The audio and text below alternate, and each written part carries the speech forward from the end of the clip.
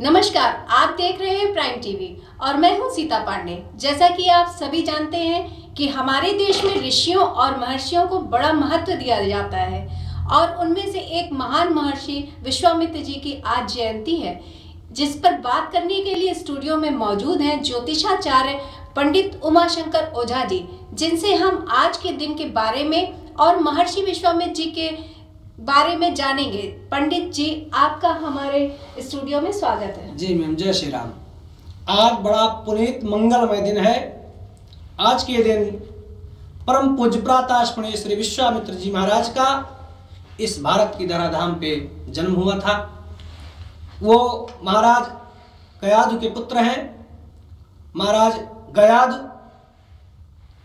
की इच्छा उनके पुत्री थी और उन्होंने उस पुत्री का अपने विवाह महर्षि ऋचिक के साथ किया। महर्षि ऋचिक के साथ जब उनका पारिग्रहण संस्कार संपन्न हो गया तो महर्षि ऋचिक ने राजा गयाधु से कहा कि आपको हम कुछ देना चाहते हैं। राजा गयाधु जी महाराज ने कहा ठीक है, ऋषवर जो आप देना चाहते हैं हमें दे दीजिए, लेकिन हमारी भी कुछ इच्छा है। फिर उन्होंने सोचा और 1000 श्यामकर्ण के नाम के घोड़े का इच्छा प्रकट की। ऋषि ऋचिक ने कहा ठीक है, आपकी इच्छा पूर्ण होगी। महाराज ऋषि ऋचिक जी ने तुरंत वरुण देवता का ध्यान किया और वरुण देवता प्रकट हो गए और उनके प्रकट होने पर वरुण देव ने कहा कि ऋषिवर बताइए क्या चाहिए आपको, आपने हमें क्यों याद किया है। ऋषि ऋचिक जी ने वरुण देवता को प्रणाम किया।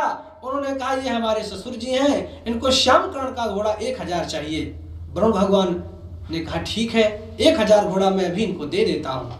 तब राजा गयाधु ने कहा कि इस समय हम घोड़े कैसे ले जाएंगे अपने राज्य में। तब वरुण भगवान ने कहा कि आप जब इच्छा करेंगे अपने मन में कि हमें घोड़े चाहिए, उस समय आपको घोड़े प्राप्त हो जाएंगे। तो जब गयाधु ने इच्छा की तो घोड़ा उनको प्राप्त हुआ और उन्होंने अपने पुत्री का पारिग्रहण कर दिया था। उनके पुत्री से प्रसन्न होकर के, उनके पुत्री का नाम था सत्यवती, उनसे महर्षि ऋचिक प्रसन्न हुए। उन्होंने कहा मैं आपको वरदान देना चाहता हूँ। उन्होंने कहा ठीक है, आप हमें वरदान देना चाहते हैं। ये बात जाकर के उन्होंने अपनी माता से बताया। उनकी माता ने कहा कि आपके जो पति ऋषवर ऋषिक जी महाराज हैं, बड़े तपस्वी हैं, बड़े महान संत हैं, त्रिकालदर्शी महात्मा हैं, उनसे आप 2 चीज मांग लीजिए बेटी। उन्होंने कहा क्या मांगे माँ। उन्होंने कहा आप हमारे लिए भी पुत्र मांग लीजिए, अपने लिए भी पुत्र मांग लीजिए। आकर के उन्होंने अपनी माता की बात और अपनी बात ऋचिक जी महाराज से बताई। ऋचिक ने कहा ठीक है। दोनों लोगों को वरदान दिया, वरदान स्वरूप फल दिया। सत्यवती को पीपल वृक्ष का फल दिया और उनके माता को गुलर वृक्ष का फल दिया कि आप दोनों लोग इस फल को ग्रहण कर लीजिए और इसके बाद दोनों वृक्षों को जाकर के आप पीपल वृक्ष का प्रणाम करें, आपकी माता गुलर वृक्ष को प्रणाम करें, आपको एक महान शक्तिशाली और धर्मवान श्रेष्ठ पुत्र पैदा होगा। परंतु फल बदल गया। उनकी माता ने अपने पुत्री से कहा कि ऋचिक जी महाराज बड़े ही पहुंचे हुए महात्मा हैं, बेटी ये गुलर वाला फल तुम खा लो और पीपल वाला फल मैं खा लूं। ऐसा ही हुआ और फल बदल गया। दोनों ने फल इधर उधर करके खा लिया। ध्यान करके ऋषि जी ने देखा कि फल तो बदल गया है। उन्होंने सत्यवती से कहा कि आपने तो गुलर का फल खा लिया और पीपल का फल उनको दे दिया, अब आपको ऐसा पुत्र होगा जो बड़ा उग्र पराक्रमी होगा। वो घबरा गई। उन्होंने ऋषि जी से प्रार्थना किया तो ऋषि जी ने कहा ठीक है, पुत्र नहीं पर पौत्र होगा जरूर। तो गयाधु जी के पीपल का फल खाने से विश्वामित्र जी का जन्म हुआ और सत्यवती को फल खाने से जमदग्नि जी का जन्म हुआ। अब विश्वामित्र जी का जब जन्म हुआ तो बड़े महान तपस्वी हुए। उन्होंने तपस्या करके उस क्षत्रिय कुल में उनका जन्म हुआ था। तपस्या करके वो ब्रह्म ऋषि को प्राप्त हुए, ब्राह्मणत्व को उन्होंने प्राप्त कर लिया। ब्राह्मणत्व को प्राप्त करने के बाद परम्बा भगवती माता देवी गायत्री का परम मंगलमय अनुष्ठान जप, इतना मंत्र उन्होंने जप किया कि दूसरा स्वर्ग बना दिया। और एक बार ब्रह्मा जी से नाराज होकर के नूतन सृष्टि की उन्होंने रचना कर दी, दूसरी सृष्टि बनाने लगे। फिर देवताओं ने आकर के उनसे निवेदन किया, विनती किया, तो उन्होंने बिना सिर वाले जो जीव हैं उनको विश्वामित्र जी महाराज ने बनाया था। तो गायत्री जो महामंत्र है, जिसके घर में गायत्री मंत्र का जप होता है सुबह शाम, उसके घर में कभी किसी प्रकार की आदि व्याधि जड़ा रोग पीड़ा भूत प्रेत बाधा ब्रह्म बाधा किसी प्रकार की बाधा घर में प्रवेश नहीं कर सकती। इसीलिए प्रत्येक मनुष्य को चाहिए कि महामंत्र गायत्री का जप करें। अगर आप गायत्री का मंत्र का जप करते हैं, बच्चा आपका पढ़ने में तेज नहीं है, कुशाग्र बुद्धि का नहीं है, तो उसको आप महामंत्र गायत्री का मंत्र सिखाएं और ज्यादा ना अगर जब कर पड़े तो 11 बार जप करें। आप 1 माला 2 माला 5 माला 11 माला अवश्य महामंत्र गायत्री का जप करिए। फिर देखिए आपके जीवन में कैसे चमत्कार होता है, आपकी वाणी में कितना निखार आता है, आपके व्यापार में कितना निखार आता है, आपके शरीर पे कितना तेज चमकता है। गायत्री बहुत बड़ा मंत्र है। माँ गायत्री जो है भगवान ब्रह्मा की पत्नी है, माता सरस्वती जैसा उनका रूप है। उनका ध्यान करके गायत्री मंत्र को जप करना चाहिए। गायत्री मंत्र तो आप सभी लोग जानते हैं, फिर भी हम आपको बताते हैं कि गायत्री मंत्र कैसा है और किस विधान से जप करना चाहिए और इसका जप करने से किन किन चीजों में लाभ होता है। पंडित जी, हमारे दर्शकों के लिए बताइए कि गायत्री मंत्र का विधान क्या है, उसका पूजन कैसे करना चाहिए। जी, गायत्री महामंत्र है।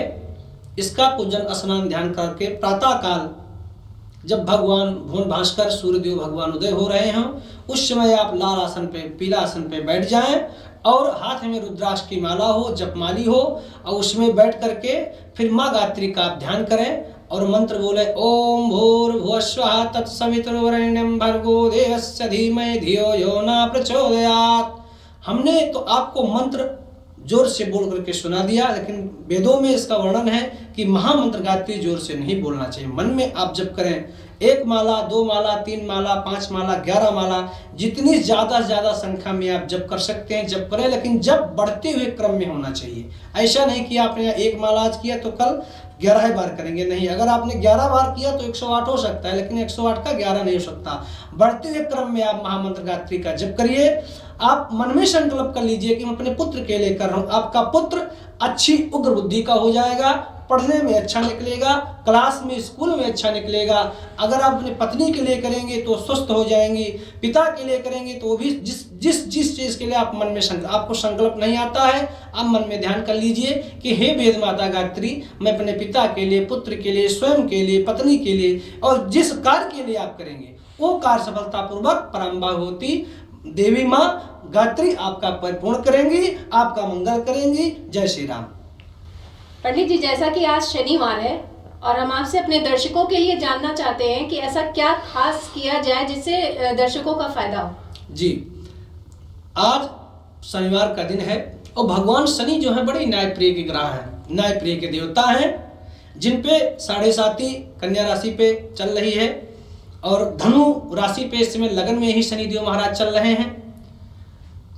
इन राशियों वालों को और हमारे सभी दर्शकों को जिनकी शनि की महादशा चल रही, जिनकी कुंडली में अंतर चल रहा है, प्रतंतर चल रहा है, जो भी दशा प्रतंतर चल रहा है, शांति के लिए, कल्याण के लिए सर्वप्रथम आपके घर के सन्निकट पीपल का अगर पेड़ है तो उसमें मीठा जल तांबे के लोटे में ले जाके चढ़ावें, धूप बत्ती जलावें और तिल का दीपक जला करके पीपल वृक्ष के नीचे रखें और भगवान पीपल देवता से प्रार्थना करें और इसके बाद शनि देव का ध्यान करें। अगर आपके सन्निकट में पीपल का पेड़ नहीं है तो आप व्यस्त हैं तो अपने घर में शनि चालीसा या बजरंग बाण या हनुमान चालीसा का पाठ करें या ओम नमो भगवते वासुदेवाय या कृष्णाय वासुदेवाय देवकी नंदनाय चनंद गोप कुमाराय गोविंदाय नमो नमः, इस मंत्र का आप जप कर सकते हैं। हनुमान जी महाराज का आप जप कर सकते हैं। और अगर आप शमी का वृक्ष आपके घर में है तो उस पर 1 लोटा जल चढ़ाएं, वहां भी एक आप दीपक जला दीजिए। और नाव की कील या घोड़े की नाल की कील अगर आपको प्राप्त हो जाए तो उसको आप मध्यमा उंगली में धारण करें, उसको पंचामृत से स्नान करा करके, गंगा जल से उसको स्नान करके, धूप बत्ती दिखा करके ओम शं शनिश्चराय नमः इस मंत्र को बोल करके अपने मध्यमा में आप धारण करें। शनि भगवान आपका परम कल्याण करेंगे, परम मंगल करेंगे।